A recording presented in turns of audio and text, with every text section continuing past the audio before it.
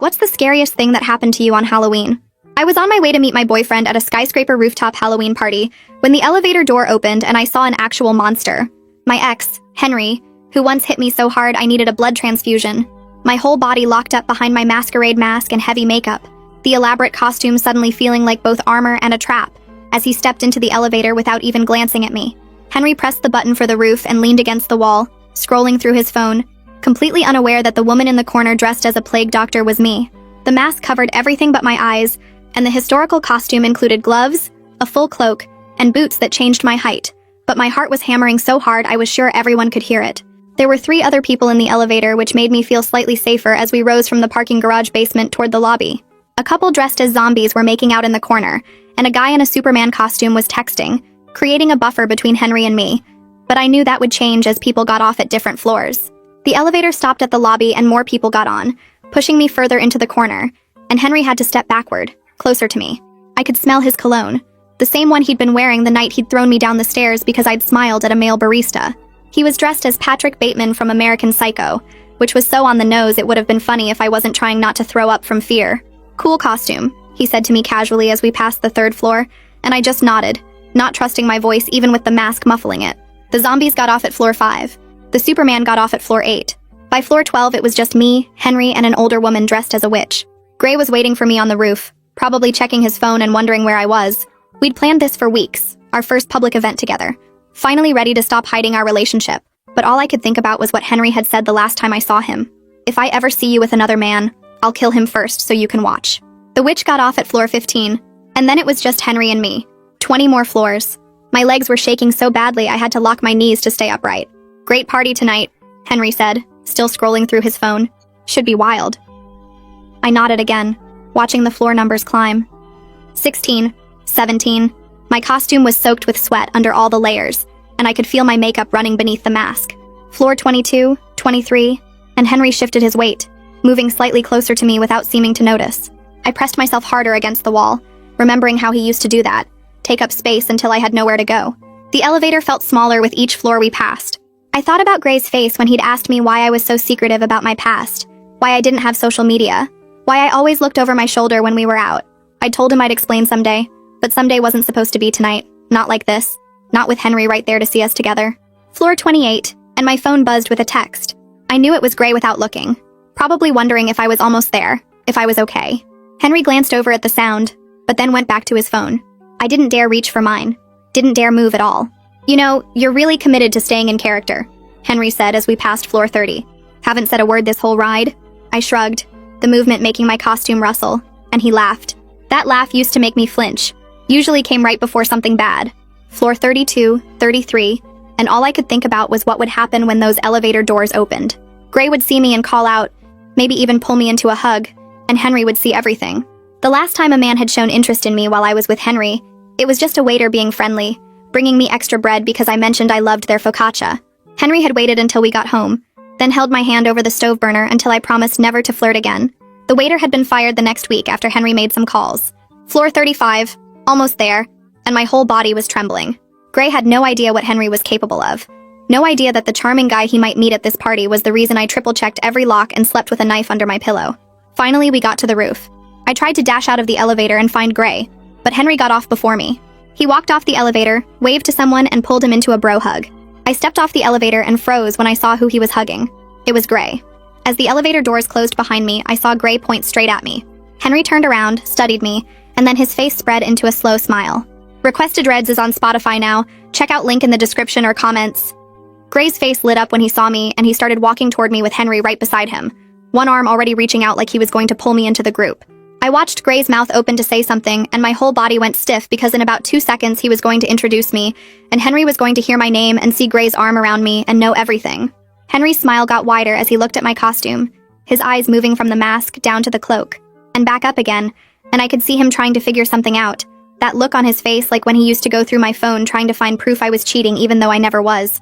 Gray reached me and grabbed my hand, pulling me forward a step, and I heard him start to say something about the plague doctor he'd been telling everyone about. My brain was screaming at me to run, but my legs wouldn't move, and I was stuck there watching this nightmare happen in slow motion, while party music played and people laughed around us like everything was normal. Henry took a step closer and I could smell his cologne again, and see the way his jaw was set, that look he got right before he decided someone needed to be taught a lesson. I grabbed Gray's arm so hard my fingers dug in through his shirt, and I pulled him backward with all my strength, nearly making him stumble. My voice came out weird and strained through the mask when I managed to say we needed to talk right now, and Gray looked confused, but I was already dragging him away from Henry and toward the edge of the roof. I could feel Henry watching us, and when I glanced back, his smile had changed into something else. Something that looked like he was solving a puzzle and enjoying it way too much. Gray was asking what was wrong, but I couldn't answer yet. Couldn't speak because my throat felt closed up, and all I could think about was getting away from Henry before he figured it out. We passed a group of people dressed as various horror movie characters, and I kept my head down, pulling Gray faster, my hands shaking so bad I could barely hold on to him. I spotted a big heating unit near the side of the building and dragged Gray behind it, putting the metal between us and where Henry was standing. My hands were shaking so hard I had to grab onto Gray's shirt just to keep standing up, and I could feel sweat running down my back under all the layers of the costume. Gray was looking at me with worry all over his face, and he asked again what was wrong, why I was acting like this. I forced myself to let go of his shirt and take a breath, then managed to ask him about that man he'd been hugging, how he knew him, where they met. My voice sounded desperate even to me, and I hated it, but I needed to know how bad this was, how deep Henry had gotten into Gray's life. Gray looked even more confused and said it was just Henry from work, that he was helping Alan with some big client project, and they'd gotten friendly over the past few months. He said they grabbed drinks sometimes after late meetings, and that Henry seemed like a good guy, really driven and successful. Every word hit me like a punch because this wasn't just a random coincidence. Henry wasn't just some guy who happened to show up at the same party. He was woven into Gray's work world, connected to Alan, part of Gray's professional network in ways that meant I couldn't just avoid him or pretend he didn't exist. Gray asked why it mattered so much and why I was shaking like I'd seen a ghost, and I realized I had about 30 seconds to decide whether to tell him everything right now or try to get us both out of here first. I told Gray through the mask that we had to leave right now, that I'd explain everything but we needed to go immediately, and he must have seen something in my eyes because he just nodded and started guiding me toward the main elevator. I grabbed his arm again and stopped him, pulling him back because Henry would see us leave together, would watch Gray put his arm around me and walk me out, would put all the pieces together about who I was. Gray looked at me like I was being paranoid, but I could see he was starting to understand that something was really wrong, that this wasn't just me being dramatic or overreacting to running into someone I used to date. I scanned the rooftop and spotted a fire exit sign near what looked like a service entrance on the far side, away from where Henry was standing. I pulled Gray that direction instead, keeping my head down and moving as fast as I could without actually running. A couple dressed as vampires came around a corner and nearly walked right into us, and I flinched so hard that I actually jumped backward into Gray. He tightened his grip on my hand, and I could feel him finally getting it, finally understanding that something was seriously wrong even if he didn't know what yet. We made it to the service entrance, and I pushed through the heavy door into a concrete stairwell, the door closing behind us with a loud clang that echoed down the empty space. I leaned against the cold concrete wall and tried to catch my breath, my whole body shaking and my heart beating so fast it hurt. Gray stood there waiting, looking worried but patient, not pushing me to explain but clearly wanting to know what was happening. I could hear the party music thumping through the walls and people laughing on the other side of the door, all those normal Halloween sounds that felt completely wrong compared to the terror running through my body. My legs felt weak and I had to lock my knees to stay standing, and I could feel my makeup running under the mask from all the sweat. Gray reached out like he was going to touch my shoulder but stopped, maybe sensing that I needed space, that I was barely holding it together. I forced myself to take a few deep breaths and tried to stop shaking enough to actually talk, to explain why we'd just run away from his work friend like he was dangerous. I asked Gray how well he actually knew Henry, whether they were really friends or just work people who were friendly, and I could hear how desperate I sounded. Gray said they were friendly but not super close, mostly just professional stuff, grabbing drinks to talk about the project or whatever. He asked why it mattered so much, why I was shaking like this over some guy from his office.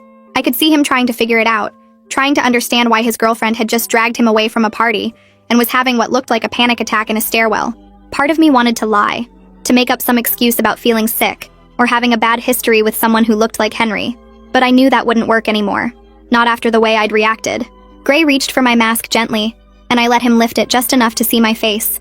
My makeup was smeared from sweat and probably running down my cheeks in black streaks, and I knew my eyes looked wild and scared.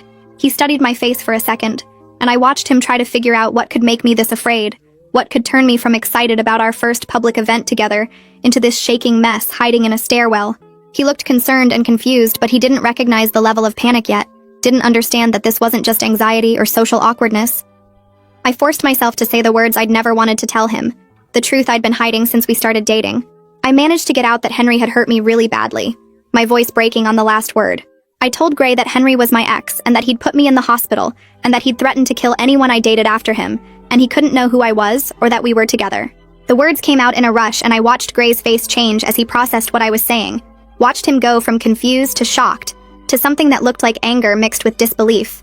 I kept talking, telling him about the blood transfusion and the stairs and the stove burner, all the things I'd never wanted to say out loud, especially not to Gray. Especially not like this in a concrete stairwell while Henry was somewhere above us, probably trying to figure out where we went. Gray's face changed so fast I could see him trying to process everything at once, going from confused to shocked, to something that looked like he wanted to march back upstairs and confront Henry right then. He opened his mouth and I knew what he was about to say, so I grabbed his shirt with both hands and pulled him closer, begging him to listen, to understand that Henry wasn't just some angry ex, but actually dangerous in ways Gray couldn't imagine, that confronting him would only make everything so much worse. Gray's jaw was tight and I could feel how badly he wanted to do something, to fix this somehow. But I kept talking fast and quiet, explaining that Henry had connections and money and a temper that made normal people look calm. We were still standing there with me holding his shirt when I heard footsteps coming down the stairwell from above, heavy boots on concrete that made my whole body go stiff. A man in a security uniform came around the corner and stopped when he saw us, his hand moving toward the radio clipped to his belt like he was getting ready to call for help. He asked if everything was okay, and his eyes went from my face to Gray's to the plague doctor mask I was still holding in one hand, and I knew we looked like something bad had just happened, or was about to happen. Gray jumped in fast and explained that I wasn't feeling well, and we were just leaving, his voice steady and normal, even though I could feel him shaking a little when his arm brushed mine. The security guy studied us for another second, and I tried to look sick instead of terrified, which wasn't hard since I felt like I might throw up anyway. He introduced himself as Ellis, and said he could escort us to the service elevator if we wanted to avoid going back through the main party area. And his voice was kind in a way that made my throat tight, because I was so used to having to handle everything alone. I managed to thank him and he nodded, then started walking and motioned for us to follow. We went through a door I hadn't even noticed before into a back hallway with concrete walls and exposed pipes. Nothing like the fancy lobby areas, just the guts of the building that guests weren't supposed to see. Ellis walked ahead of us and Gray kept his hand on my back, not pushing, just there. And I focused on putting one foot in front of the other, instead of thinking about Henry somewhere above us.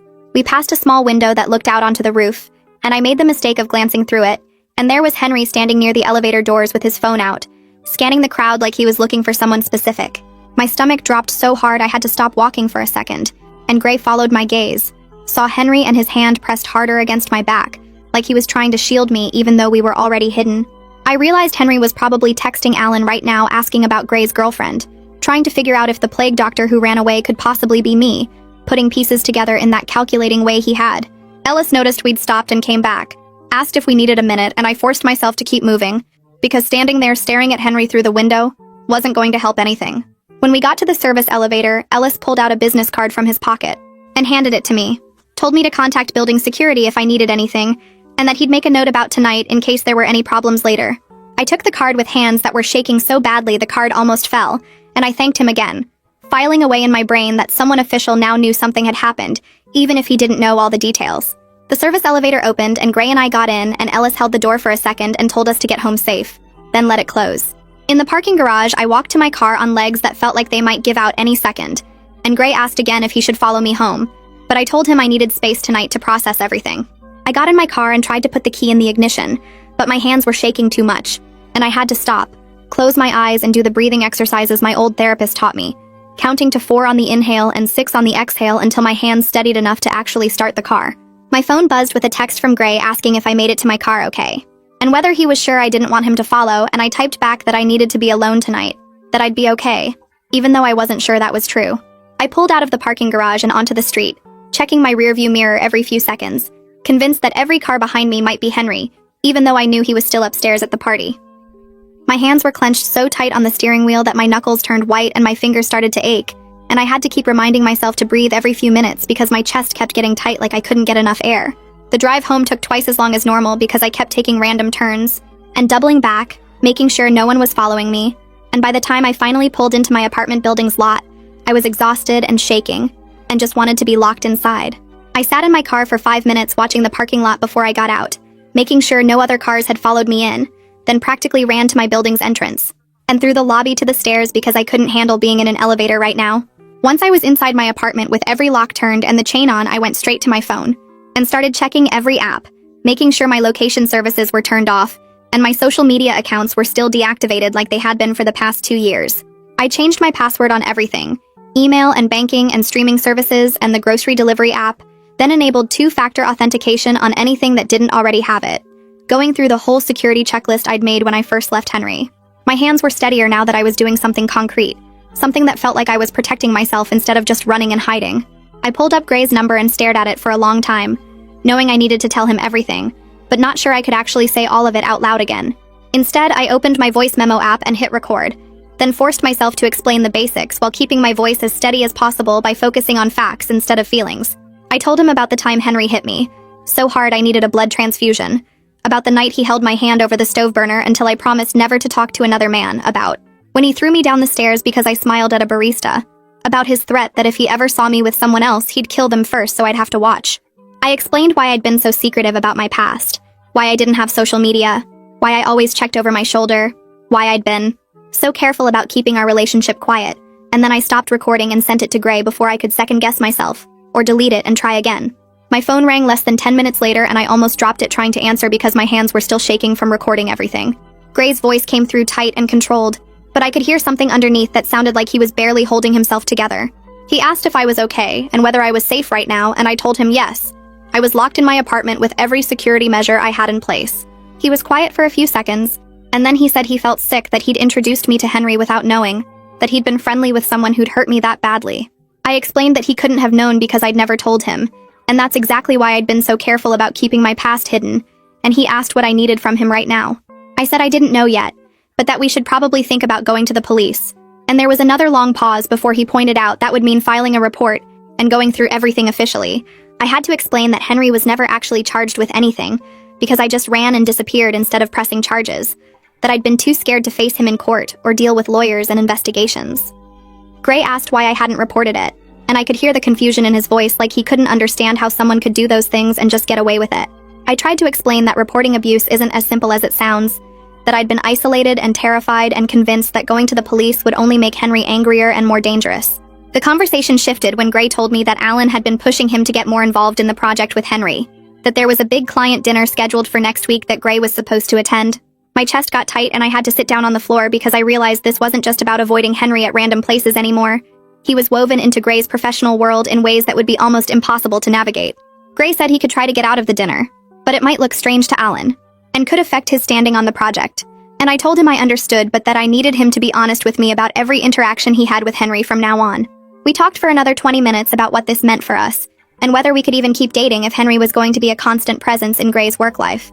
Eventually, we agreed to take it one day at a time and figure out what resources were available before making any big decisions.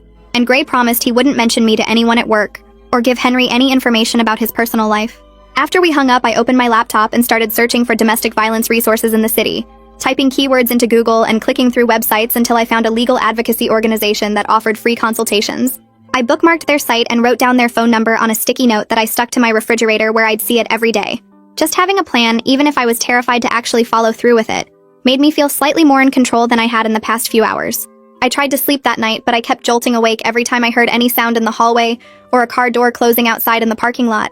By morning, I was exhausted and my eyes felt gritty, but I was also determined not to let fear paralyze me. So I made coffee and sat on my couch waiting for 9 o'clock when the advocacy organization opened. When the clock hit 9, I called the number and a woman answered on the second ring, and my voice came out steadier than I expected when I explained that I needed help with a dangerous ex who'd recently reappeared in my life. She asked a few basic questions and scheduled me for a consultation later that week, and I wrote down the appointment time in my phone calendar with 3 reminder alerts. Around mid-morning, I got a text from Gray saying that Henry had asked Alan about the girlfriend in the plague doctor costume at the party. Alan had covered for me by saying it was his cousin visiting from another city, which gave me about 5 seconds of relief before Gray added that Henry seemed really interested and kept asking what the cousin looked like and whether she was single. I read that text 3 times and felt my hands start shaking again because it meant Henry was actively investigating, trying to figure out if the plague doctor could have been me. I spent the next hour going through my apartment and checking every window lock and door chain, testing them twice to make sure they were secure. That's when I realized with growing horror that Henry knew what neighborhood I lived in, because he used to drop me off near here when we were dating, back before I had my own car and depended on him for transportation. I'd never told him my exact building or apartment number, but he knew the general area, probably within a few blocks, and that felt way too close for any kind of comfort or safety. At work, I was completely useless and couldn't focus on anything for more than a few minutes at a time. My coworker Sarah noticed and asked if I was feeling okay because I looked exhausted and kept staring off into space. I made up something about insomnia and drinking too much coffee to compensate, but the truth was I kept watching the door every time someone walked past our office area, half expecting Henry to somehow track me down here too. During my lunch break, I went out to my car to eat and noticed a dark sedan idling across the parking lot with someone sitting in the driver's seat. I watched it for 10 full minutes while I ate my sandwich, and the car didn't move at all, just sat there with the engine running. I pulled out my phone and zoomed in as much as I could to photograph the license plate, my hands shaking so badly that I had to take 4 pictures before I got one that was clear enough to read the numbers. I opened a new document on my phone and titled it Evidence Log, then typed in the date and time and location, along with the plate number and a description of what I could see of the driver through the tinted windows. It felt paranoid and maybe even crazy, but it also felt necessary, like I was building some kind of case even though I didn't know yet what I was building it for, or whether anyone would ever take it seriously.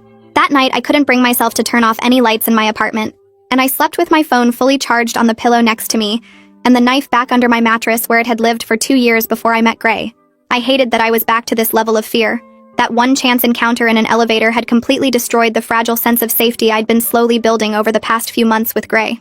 The next morning, I drove to Maeve's office in a building downtown that looked just like any other office building, which somehow made me feel safer than if it had been marked as a place for abuse victims. The waiting room had soft chairs and magazines and a water cooler, and when Maeve came out to get me, she was younger than I expected, maybe mid-30s, wearing jeans and a sweater instead of the formal business clothes I'd pictured. She led me to a small office with a window and closed the door, then sat across from me with a notepad, and just waited while I tried to figure out where to start. I ended up starting with Halloween night and the elevator, then went backward to explain why seeing Henry was so bad, and Maeve just listened without interrupting, even when I had to stop and breathe through the parts about the blood transfusion and the stove burner. When I got to the part about Henry's threat to kill any man I dated, Maeve wrote something down, and underlined it twice, and when I finally finished talking, she looked up and said, what I was describing was a clear pattern of domestic violence, and that courts take threats like Henry's very seriously. Hearing her say it like that, so calm and professional, made it feel more real somehow. Like my fear wasn't just paranoia, but an actual danger that other people could see too. Maeve pulled out a thick folder and started walking me through the process of getting a protection order, explaining that I'd need to document everything, and that even the rooftop encounter counted as contact, even though Henry didn't know it was me at the time. She said I should file a police report about the threat and the suspicious car, that even if nothing came of it right away, it would start an official record that could be important later. She wrote down the address of the police station and the name of an officer she knew who was good with these cases, then started going through a safety plan with me, asking about my daily routines and where I felt most vulnerable. We spent over an hour mapping out emergency contacts and escape routes and strategies for documenting any future incidents. And Maeve gave me a folder stuffed with information sheets and phone numbers and instructions for what to do if Henry showed up at my apartment or workplace. When I left her office, I was holding this folder against my chest like it was some kind of shield. And for the first time since the elevator, I felt like I was doing something active, instead of just hiding and hoping Henry wouldn't find me. I drove straight to the police station from Maeve's office, not letting myself think too much about it because I knew if I went home first, I'd lose my nerve. The station was busy with people filing reports and officers walking around, and I had to wait 20 minutes before someone could see me, sitting in a hard plastic chair and watching the clock and trying not to second-guess myself. Finally, a woman in uniform called my name and introduced herself as Officer Kaylee McLean, and she took me to a small private room with just a table and 2 chairs and a box of tissues on the table. I asked to file a report for stalking and threats from an ex-partner, and Officer Kaylee pulled out a form and started asking questions in this really calm, professional way that made it easier to answer. She wanted specific dates and times and details, asking whether I had any evidence or documentation of the threats, and I showed her my phone with the photo of the license plate from the parking lot and explained about the rooftop encounter on Halloween. Officer Kaylee wrote everything down carefully, her pen moving steadily across the form, and when I mentioned Henry's threat about killing any man I dated, she stopped and looked up at me and asked me to repeat that exact wording. I did, and she wrote it down word for word, then asked if anyone else had heard him make that threat, and I had to admit it was just the 2 of us in his apartment when he said it. She was honest that without proof Henry was actually in that rental car, or that he knew where I lived now, there wasn't much they could do immediately. But she gave me her direct number written on the back of her card and told me to call if anything else happened. Anything at all, even if it seemed small. She also said she'd keep the report on file and that if Henry did anything else, having this documentation would make it easier to take action quickly. That evening, Gray called while I was making dinner, or trying to make dinner, but mostly just staring at the pasta water waiting for it to boil. He sounded different, more worried than usual, and he told me that Alan had mentioned Henry was asking around the office about Gray's personal life, specifically whether he was seeing anyone seriously. Alan had apparently shut it down and changed the subject, But Gray said he could tell Henry was really interested, kept trying to bring it back to the topic of Gray's girlfriend. I asked what exactly Henry had said, and Gray told me Henry had asked if Gray was serious about anyone, what she was like, whether Alan had met her, just these casual-sounding questions that felt completely invasive when you knew the context. I could hear in Gray's voice that he was finally understanding this wasn't just about my past trauma, but about current danger, that Henry was actively investigating and trying to figure out who I was. I asked Gray if he was willing to completely avoid Henry at work, to skip the client dinner next week and any other events where they might interact, and there was this long pause on the other end of the line. I could almost hear him thinking through what that would mean for his career, how it would look to Alan, and their boss if he suddenly backed out of a major project. But then he said yes, that my safety was more important than any project or client relationship. The relief I felt hearing him say that was huge, but I also felt guilty because I knew what it might cost him professionally. The next day, I met with my building manager in the security office, a small room filled with monitors showing different angles of the parking garage and lobby. I showed him the photo on my phone of the license plate and asked if we could check the footage from that day. And he pulled it up, and we scrolled through hours of grainy video until we found a partial view of the same car sitting in the corner of the garage for over an hour. The manager made a note of the date and time and said he'd alert the front desk staff to watch for that vehicle and call me immediately if it showed up again. And he also offered to walk me to my car any evening I worked late. Having someone official at my building know about the situation made me feel slightly safer, like I wasn't completely alone in this. Gray forwarded me screenshots later that afternoon, texts from Henry asking these really casual questions about whether Gray was dating anyone, and what she was like. Messages that would seem totally normal and friendly if you didn't know Henry was my abusive ex hunting for information. One message asked if Gray's girlfriend liked Halloween parties. Another asked if she lived nearby. All phrased like Henry was just making conversation, but each question felt like he was circling closer. I saved the screenshots to a new folder on my phone labeled Evidence, and added them to the document I'd started. And I felt my hands shaking as I typed in the dates and times because I could see how persistent Henry was being, how determined he was to figure out who I was. I came home from work that evening to find a small bouquet of flowers sitting outside my apartment door. Just cheap grocery store flowers in clear plastic wrap with no card or note attached. My first instinct was to call the police, but instead I pulled out my phone and photographed them from every angle, getting close-ups of the flowers and the wrapping and the spot where they were sitting against my door. Then I went back to my car and got a plastic grocery bag from the trunk, and I used it to pick up the flowers without touching them directly, my hands shaking the whole time as I carried them down to the dumpster behind the building. I threw them away, and then stood there for a minute just breathing, trying to calm down enough to go back upstairs to my apartment. Because even though I had no proof Henry had left those flowers, I couldn't think of anyone else who would leave them with no card, and the thought of him knowing exactly where I lived made my whole body feel cold. I went back upstairs and locked myself inside my apartment, then called Gray because I needed to hear his voice, and also needed to tell him about the flowers before I lost my nerve. He answered on the second ring and immediately asked if I accidentally mentioned my neighborhood to Henry or Alan, and I could hear the guilt already creeping into his voice before I even explained what happened. I told him about finding the flowers with no card and throwing them away, and there was this long silence on the other end before he asked me to walk him through every single conversation he'd had with Henry or Alan where my name or location might have come up. We spent 20 minutes going back and forth, me asking specific questions about what he'd said and when, and Gray getting defensive at first before catching himself and apologizing. He finally admitted that once, maybe 3 weeks ago, he'd mentioned to Alan that his girlfriend lived near the Arts District because Alan had asked if Gray wanted to check out a new restaurant in that area. The words felt like a punch because the Arts District is only 4 blocks wide, and Henry could easily narrow down my building with that information, plus some basic searching. I asked Gray to think harder about whether he'd mentioned anything else, any other details that could help Henry find me, and Gray kept apologizing and saying he didn't think it mattered at the time because he didn't know Henry was dangerous. I told Gray I needed to pack a bag and stay somewhere else for a few days, that I didn't feel safe in my apartment anymore, knowing Henry might know the general area. Gray offered to let me stay with him, but I explained that was too obvious, that if Henry was tracking me, he'd definitely look there, so I needed to go somewhere Henry wouldn't think to check.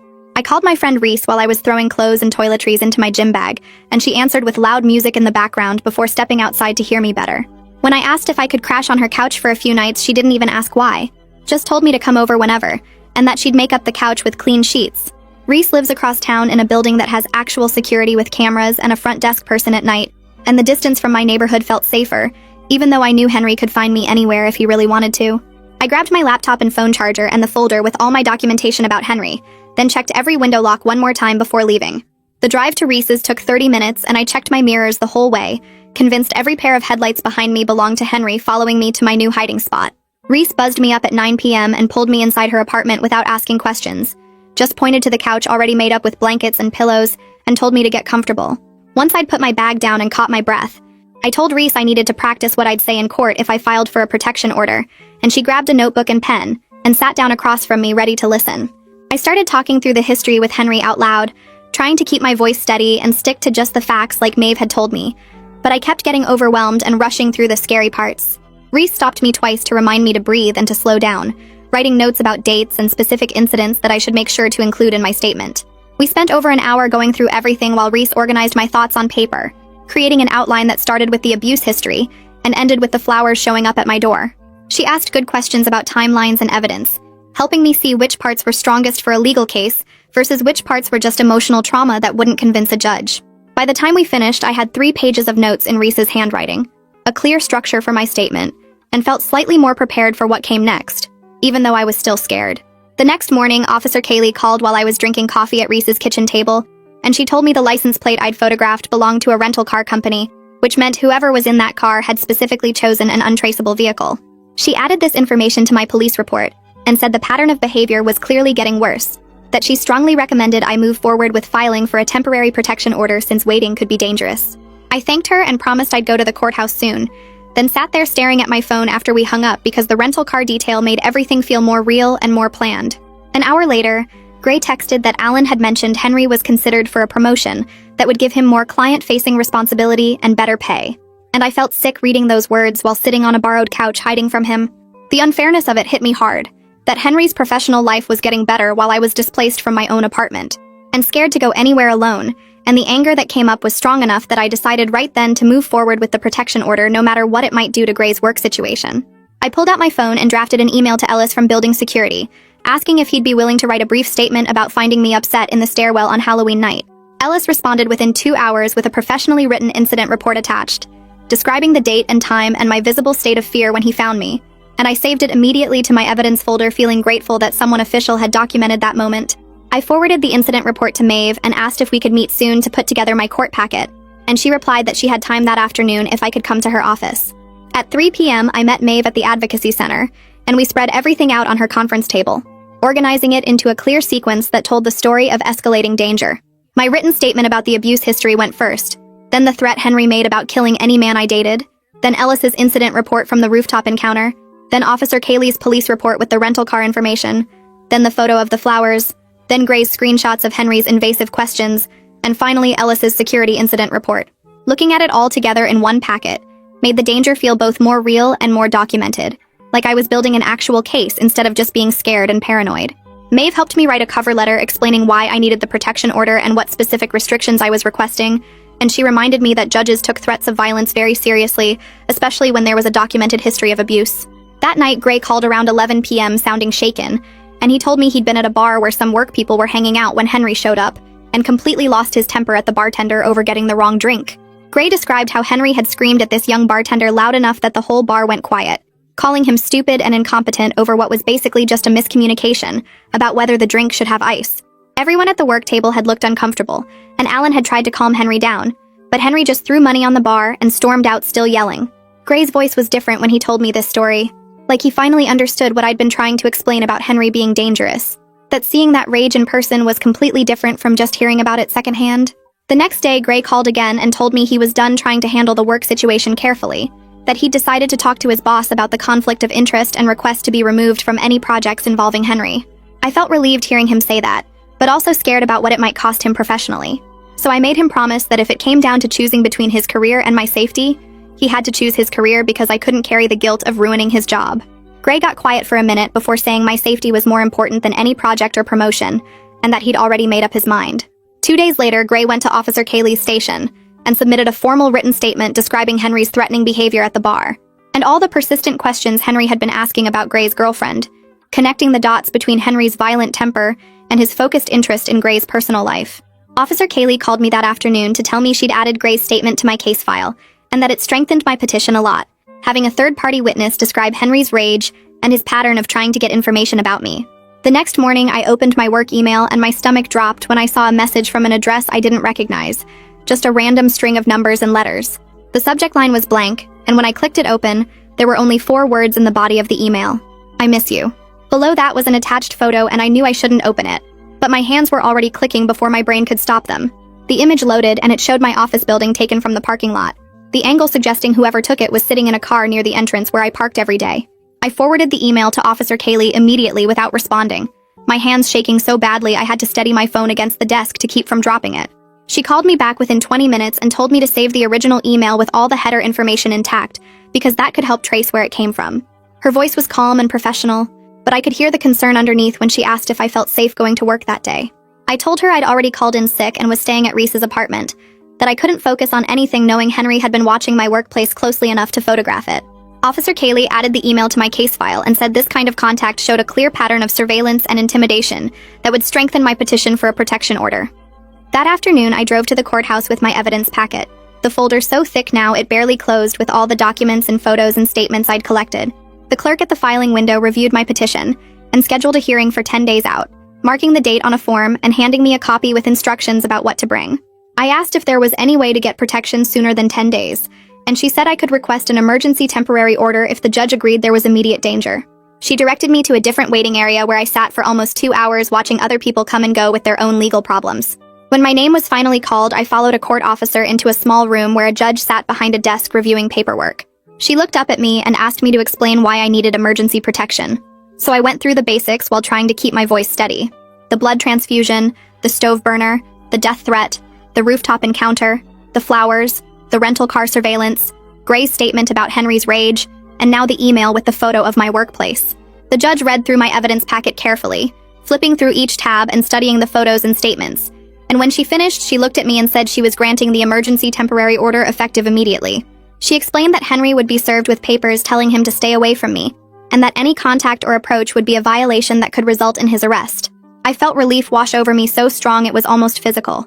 But right behind it came terror about how Henry would react when he got those papers.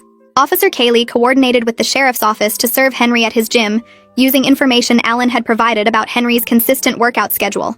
The service happened 2 days later during his regular morning session, and I spent that entire day at Reese's apartment barely able to function. I kept checking my phone every few minutes, waiting for some kind of notification that it had gone smoothly, or that Henry had exploded and done something violent. Officer Kaylee texted me around noon to say the service was complete, and that Henry had accepted the papers without incident, though the deputy said he'd gone very quiet and still when he read them. That evening, I was lying on Reese's couch trying to watch a movie when my phone buzzed with a notification from an old social media account I'd forgotten I even had. The message was from a profile with no photo and a generic name, just 2 sentences that made my blood run cold. This is a mistake and you know it. I screenshot the message immediately and reported both the message and the account to the platform, then sent everything to Officer Kaylee, who called me right away. She confirmed that this counted as a violation of the temporary order since Henry had been explicitly told not to contact me directly or indirectly through any means. She said she'd document the violation, and that it would be added to the evidence for the full hearing, and that if Henry contacted me again, he could be arrested. The next afternoon, Reese came home from running errands looking shaken, and she told me she'd seen someone matching Henry's description standing across the street from her building. She'd called the police immediately and stayed in her car until they arrived, but by the time officers got there, the person was gone. They took her statement anyway and added it to my case file, documenting that Henry appeared to have located where I was staying even though I'd been so careful not to leave any trail. 2 police officers responded to Reese's call and patrolled the area for over an hour, driving past her building multiple times and checking the surrounding streets. One of them called Henry directly to warn him that they were aware of his presence near my location, and that any further contact would result in immediate arrest. I listened to Officer Kaylee relay this information over the phone and felt a weird mix of relief that he was warned and pure terror that the warnings might not be enough to stop him. Gray called that evening and told me that Alan had contacted him with news that HR had opened an inquiry into Henry after receiving an anonymous complaint about his aggressive behavior with colleagues. Gray suspected the bartender from the incident had filed the complaint after witnessing Henry's explosion over the wrong drink. Alan mentioned that Henry had been pulled from all client-facing meetings while the investigation was pending, which meant the professional consequences were finally starting to catch up with him in ways that might actually matter. The next day, Gray posted something on Instagram about domestic violence awareness that didn't mention any names, but made his stance completely clear.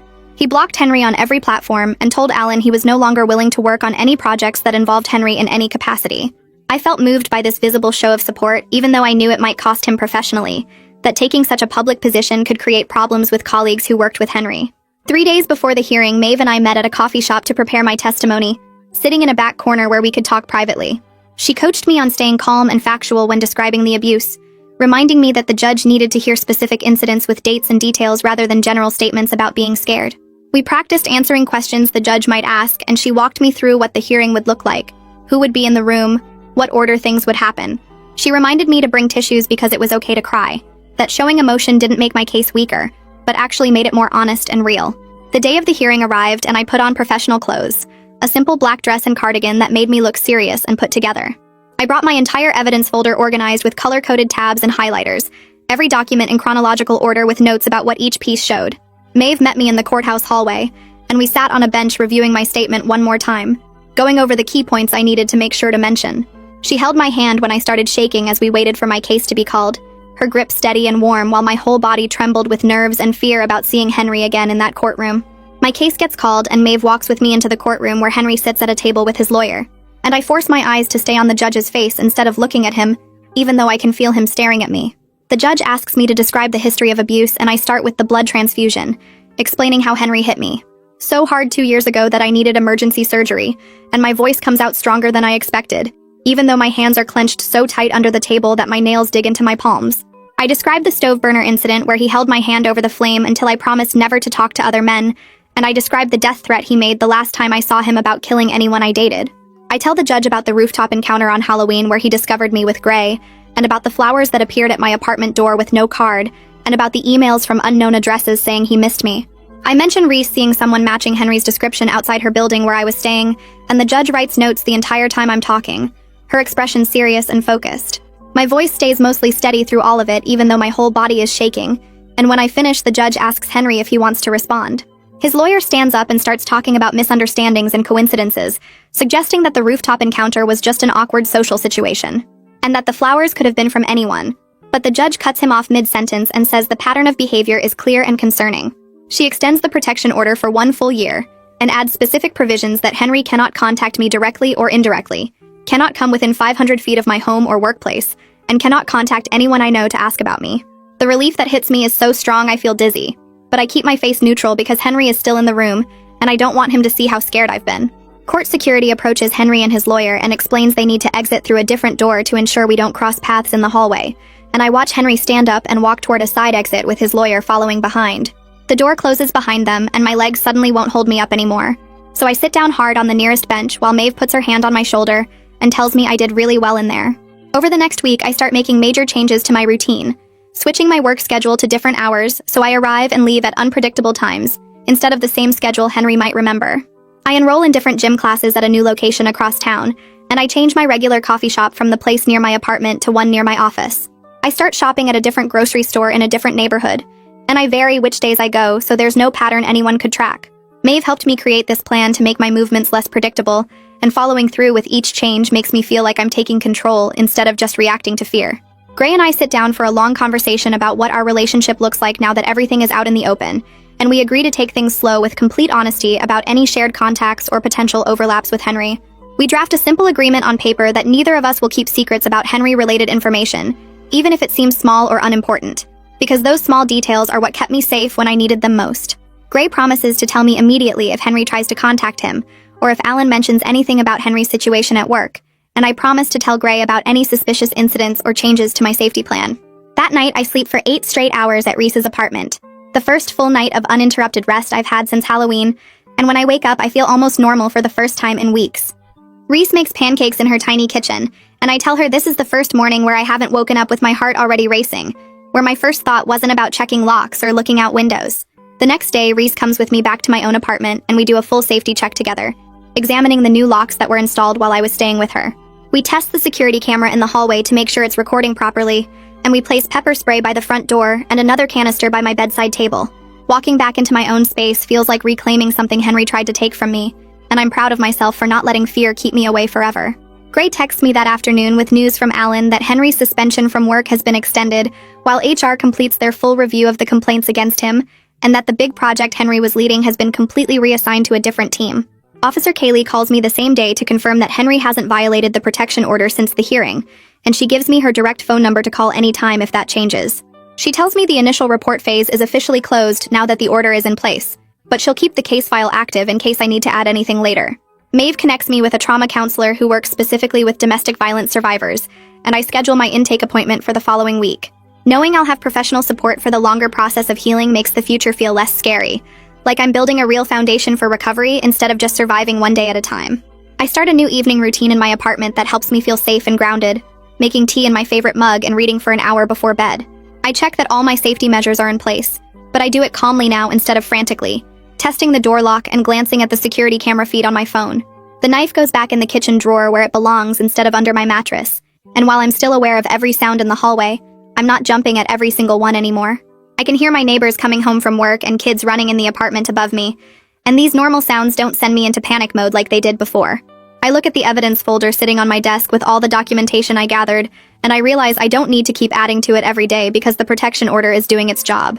My phone buzzes with a text from Gray asking how I'm doing, and I respond that I'm okay, that I'm actually starting to feel safe again for the first time in years.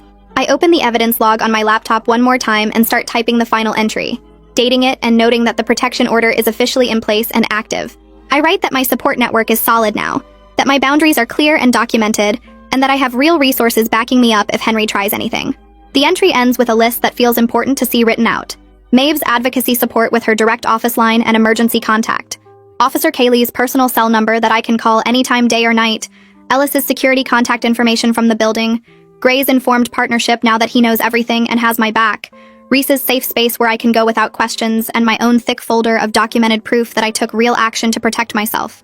I save the document and back it up to 3 different places because losing this record would feel like losing part of my safety. I close the laptop and look around my apartment, taking in all the new locks and security measures that make this space actually feel like mine again, instead of just a place I'm hiding. The knife is back in the kitchen drawer where it belongs, and I haven't checked the window locks compulsively in 2 days, which feels like progress even if it's small. I walk to my bedroom closet and pull out the plague doctor costume that's been hanging there since Halloween, the long black cloak and the beaked mask that hid me so well that night. I fold everything carefully and put it in a storage box, sealing it with tape before pushing the box to the very back of the closet behind my winter coats. I'm not throwing it away because that feels like pretending Halloween never happened, but I'm not keeping it where I can see it every day either. The fear that took over my whole body in that elevator is still there when I think about Henry, but it comes in smaller waves now instead of drowning me completely. That fear isn't making my decisions anymore, isn't keeping me locked in my apartment or jumping at every sound in the hallway. I'm learning to live with being careful, without letting that caution turn into the kind of paralysis that stops me from having a life at all. Okay, real talk in the comments.